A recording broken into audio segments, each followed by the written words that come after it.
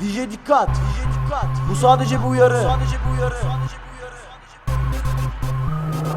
Sana kim kemik attı lan yarım? Dis atıp da götünü yala sancarın. Adam değilsin işte bu kadarsın. Bu disten alayın öz payını alsın. Hasmım değilsin benle kapışma. Urfa kadar götün var yarışmam. Reklam istedin al bu reklamın. Ünlü oldunuz lan hadi domalın. Bana kim dis atacaksa toplansın. Piyasa kaşarlarına selam aslanım. DJ dikkat payını alırsın. İsminde hayır yok ki yarım. Bende kapışmak için bir tarz erat. Attım dis track canını yakacak. Senden bize kara olur lan ancak. Sana ve köpeklerine bayağı kayacağım. Bayağı bir kaşar var rap yolunda. Dis istedin sen cevabı burada. Piyasanı bile siktim lan yavşak. Rapin her kenarında var bir kavşak. Ulan sizce yaptığınız rap mi? Yarrağım doydu bu kadar yeterli. Verdiğiniz savaşsa buradayım ben. Alayını kökten sikebilirim hani. Sana kayıt alanın dili amına koyum. Ses tonunu siktiğimin orospusu. Dinleyicin yok bunu iyi biliyorsun. Sağa sola dis atıp reklam mı arıyor? Anneni bir dis için ortaya koydun. Bir DJ'yi siktim dikkat duyulsun. Senin hayran kitleni ben sikeyim. Orospumsun oğlum böyle bilin. Patrona laf attın aklını sikeyim. Bu rap yolunda ben alayını siktim. Saltanat arıyormuş cici karım benim. Orospu dikkat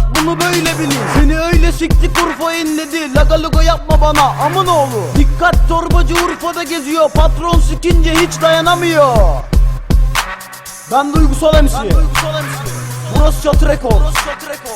Ulan amın oğlu. Ana bacıyla dis atmak olmaz lan. Şerefsiz. Götün varsa buradayım ben. Bundan sonra bir dis daha atmam sana.